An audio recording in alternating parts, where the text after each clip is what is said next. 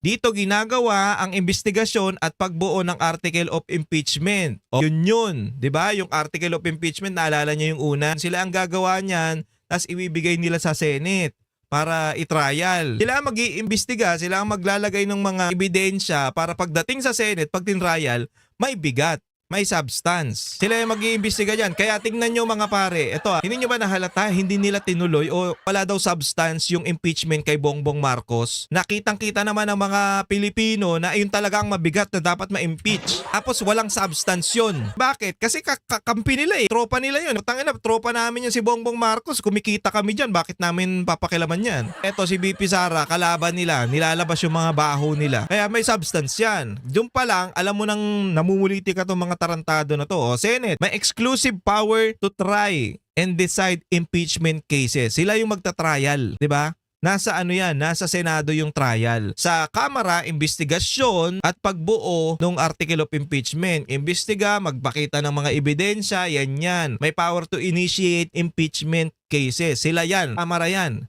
Yan yung una. Senate, yun ay magta-trial. Sila yung magde-decide kung talagang impeachable yung tao o hindi. Ibig sabihin, sabi pa dito lang ginaganap ang official na impeachment trial. Kaya mga pare, wala yang mga sinasabi nilang mini trial